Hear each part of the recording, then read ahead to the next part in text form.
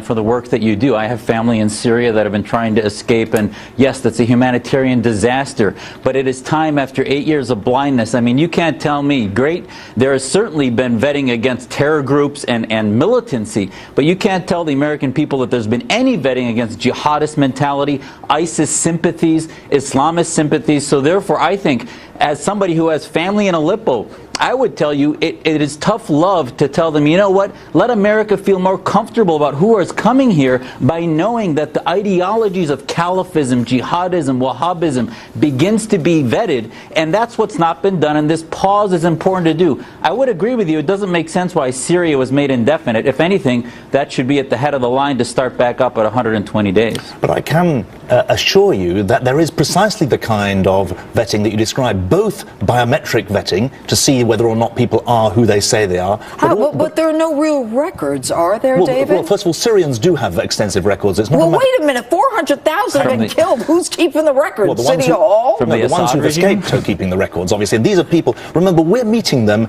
in Jordan, in Lebanon, we're giving them aid there. We're also meeting them in Greece, where we're keeping them safe as they come off the boats. The first thing they do is they take out their mobile phone, and the second thing they do is they show you their papers. And Syrians keep those papers. It's not a matter of going to the Assad government. The people have them. Now, we don't just take their word for it, or rather, the US agencies, 12 to 15 government agencies, do the vetting over about 18 months before anyone is allowed to be a refugee in the United States. And I'm going to give Dr. Jasser a chance to respond, but when the head of the FBI here says that we have no way to vet these people, there is no database to compare them. Well, remember, the question that he was answering was that for those individuals for whom there are no papers, they don't get allowed in. Well, America wait a minute, but chooses Syrian who passports comes in. are very, I mean, we know that in Europe, several of the young people who have become lone wolves and have created problems in Germany, have had these fake Syrian passports. The point I'm making is that there's both the biometric testing to check that you are who you say you are, the iris scans to say that who you are. You mean to tell me in Syria they've got iris scanners? No, the person who arrives in Jordan and presents themselves and gives their name,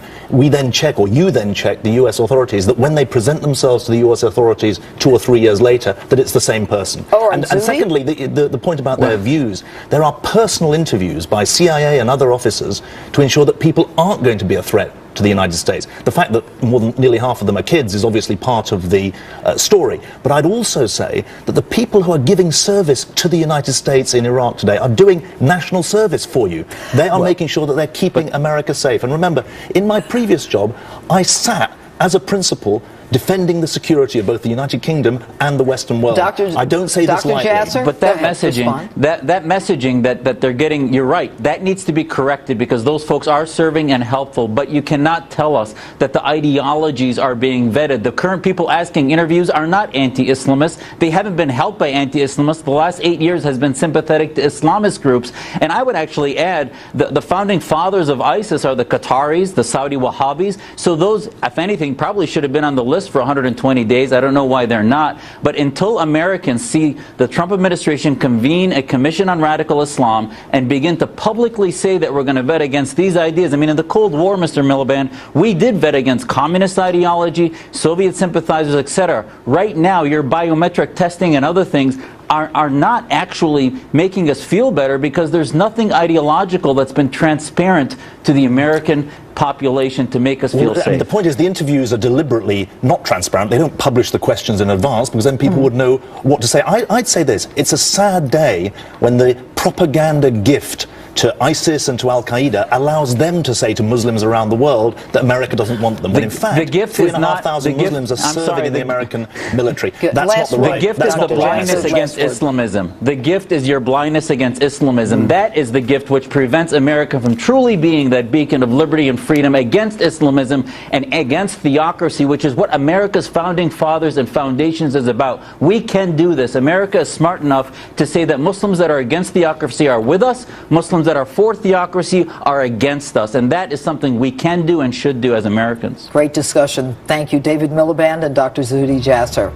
And demonstrations continue to unfold at airports across the country, where travelers have been detained over the president's temporary travel ban.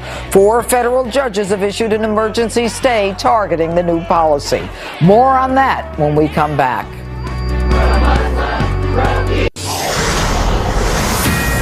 This is a Fox News alert. I'm Leah Gabriel in New York. Canada's Prime Minister Justin Trudeau now calling that deadly shooting at a mosque in Quebec, quote, a terrorist act against Muslims. Here are some of the first images from the scene as police quickly moved in to secure the building and evacuate those inside. According to police, 2 suspected gunmen are in custody, but the president of the mosque says at least 5 people are dead. Radio Canada reports a witness says the gunmen wore masks, spoke with French-Canadian accents, and yelled Allahu Akbar as they shot people who were praying inside the building, which is known as the Great Mosque of Quebec. A short time ago, Prime Minister Trudeau tweeted, "Tonight, Canadians grieve for those killed in a cowardly attack on a mosque in Quebec City. My thoughts are with the victims and their families.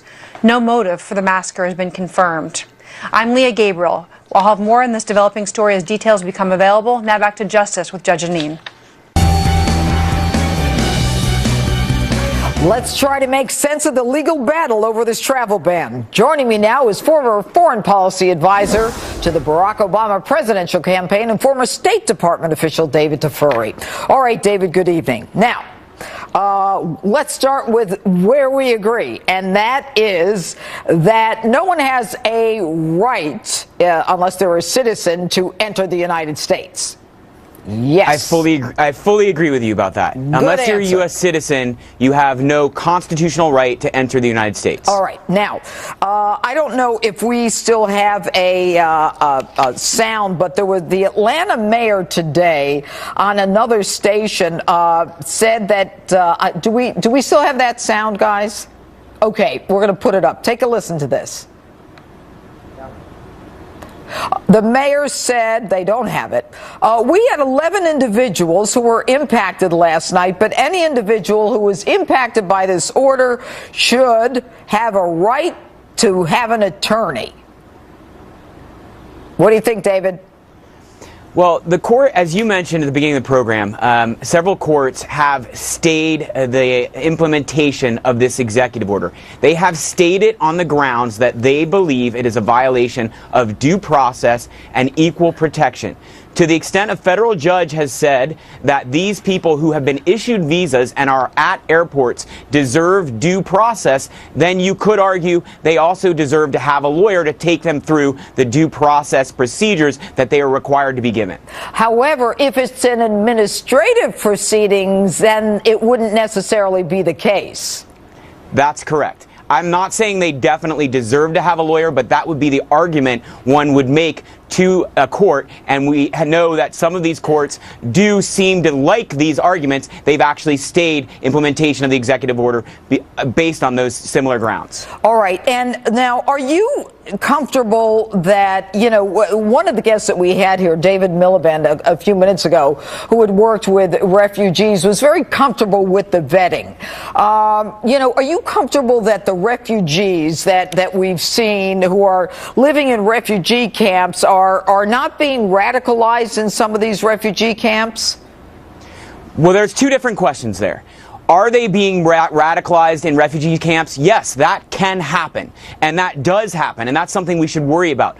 But does the vetting process properly recognize those who have been radicalized and those who have not? And so far, the answer to that is yes. Not one properly vetted refugee who has been resettled to the United States has engaged in terrorism. So it's working. My first job out of law school, I worked for the UN in Turkey. I was part of a vetting process for refugees and determining whether someone was a refugee or not. It is an extensive interrogation where the interrogator knows everything and the person being interrogated does not know how to answer. So if you're saying you've been persecuted, for instance, in Iraq and you were thrown in jail, the person vetting them asks what jail, where is the jail, who arrested you. It's a very extensive interrogation.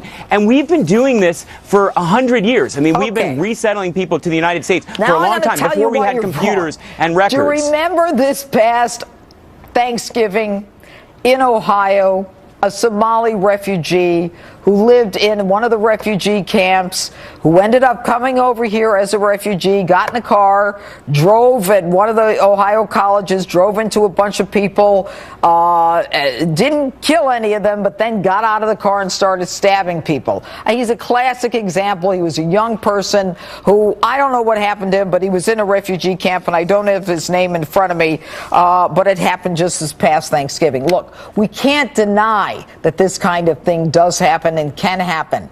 And I don't understand how we can be so confident about that. But let's move on. Let's say that the Trump administration makes a decision after 120 days that they will continue to allow immigrants to come in.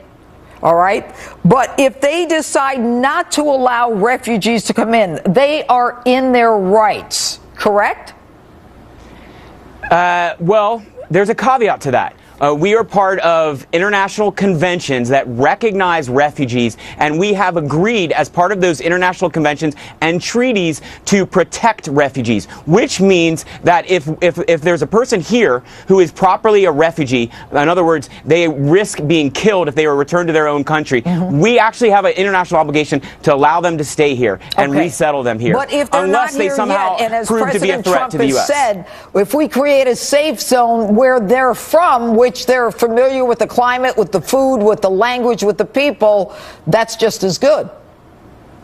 Well, that's fine, but my point is we do have an international obligation to protect refugees. And remember how much refugees have enriched our culture. The people who built the atomic bomb that helped us win the World War II, they were refugees who were resettled to the United States, fleeing Germany. So refugees contribute in a lot of positive ways, and we have to protect refugees. We have an international obligation. Andrea Merkel actually reminded President Trump in her call with him about this international obligation. But I think Angela Merkel has a lot to explain, given what is going on in her country right now with all of the social upset with a lot of the refugees and the problems that they're creating. But anyway, David Tafuri, thank you so much for being with us tonight on Justice.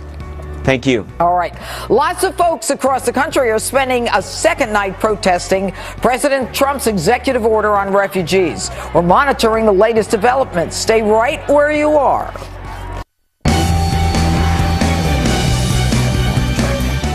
My next guest wrote a column last month saying President Trump has a unique opportunity to defeat Islamism, and as a Muslim, she welcomes it. Joining me now is Dr. Kanta Ahmed, a British physician and a women's rights activist. All right, good evening, doctor. Now, you initially were not a Donald Trump fan, and as a Muslim, you had some concerns. What were those concerns? I was concerned about the call for a global Muslim ban. Please add that I'm a naturalized American and regard that as a huge privilege. But what is happening in this legislation does not constitute a Muslim ban. Only 8% of the world's Muslims are going to be affected. And this is actually a geopolitical decision. We are eliminating immigration for the time being, for a few months, from failed, failing, and most failed states, Somalia, as The Economist calls it. So this is a rational move. And I thank President Trump in his first week for beginning to safeguard the lives and circumstances of Muslims not only in the United States but around the world. The first news I had of this Muslim ban came to me from Pakistani minority Muslims who celebrated the fact the draft legislation includes banning those who persecute minorities and commit honor violence. That is a very profound value, and we recommend it. We're in support of it. When you say honor violence, that includes honor killings? Yes. If someone goes out of the Muslim religion or marries out of it? Or decides to choose her own marriage partner. Any number of things are constituted as honor violence, and women die for that in many countries. All right. I want you to take a listen to this sound. A lot of Muslims have come to the United States to get away from regimes where they feel like their freedom of speech is infringed on, where some people don't have freedom of religion. We come to the U.S., 22 states with anti-Sharia bills trying to ban us from practicing our faith. Mosque oppositions. We're fighting zoning boards across the country. Our kids are hearing this rhetoric. We have mosques being vandalized, kids being executed. All right. Now, she's a Muslim woman, but she is talking about anti-Sharia laws and anti-Sharia bills. It's complete rubbish. The United States safeguards my rights and my privilege to be a Muslim more than any other Muslim-majority country in the world. We have true freedom of religion and expression, not only to observe our faith, but to tell you about our faith and to build our places of worship. This is really a falsehood, and the same woman is the person who actually boycotted a movie I was in, Honor Diaries, about women Muslims who are advocating against honor violence. This is hypocrisy, and it is fueling the myth of Islamophobia that the left has allied it with in a mistaken fashion. And so the Sharia law that she's talking about is the antithesis to the Constitution. Exactly. They cannot coexist. I have lived judge under Sharia law in Saudi Arabia, which limited my rights as a woman, as an unmarried woman. This is not Islamic. We don't want it here in the United States, and we don't need it. All right. Thank you so much, Dr. Kanta Ahmed. All right. And don't go anywhere. A special edition of Street Justice is coming up next.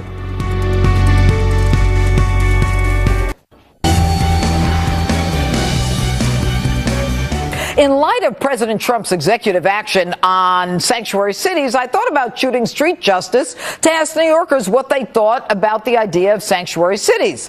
But then I realized I already had. Take a look at this one from The Vault, July 2015. Do you know what a sanctuary city is? No. Do you know what a sanctuary city is? No. Okay. A sanctuary city is where the locals decide that illegal immigrants are not going to be turned over to the feds, even if the feds say we want them. Is that right or wrong? Let me think about this for a couple seconds. It sounds like a city that doesn't exercise the extradition treaty. Are you in agreement that they should hand over these dangerous criminals to the feds? That's a toughie. No, it isn't. Legally, of course, it's wrong, but morally, I can definitely see why the idea behind a sanctuary city is popular. If a woman is killed by an illegal who was not turned over to the feds by a sanctuary city, who's at fault if that guy shoots a 30-year-old victim and kills her? I would have to say the city is responsible because he turns them on into the street. Right, and that's San Francisco, and New York is the same way. Now, do you feel safe? No, but I keep myself safe. I'll bet you do. Do you feel safe? No. No, I don't, because there's a lot of criminals out there. They should be belong, and they criminals, they should be sent back where they belong, not here. I feel I'd have to know more about this. What do you need to know? The woman's dead. He was illegal. He shouldn't have been here, and they protected him. It's awful that people die. It's the city's fault. Do you know you live in a sanctuary city? Oh, I didn't know that. This guy supported 5 times. He kept coming back. He kept coming back. Yeah, how did they let him in? Crazy. But does it make you feel safe? No, it doesn't make me feel safe. Do you feel safe in New York as a sanctuary city? No. What should we do? Change the mayor. We'll be right back to wrap up this special Sunday edition of Justice. We have a Fox News alert. Reuters reports 5 people have been killed at a mosque in Quebec City, Canada. Witnesses say it happened during the evening prayer service and 3 gunmen were involved. There were about 40 people inside the mosque at the time. Stay with Fox News Channel throughout the evening for this developing story. And thanks so much for watching Fox News. Fox News Sunday is next. See you next week.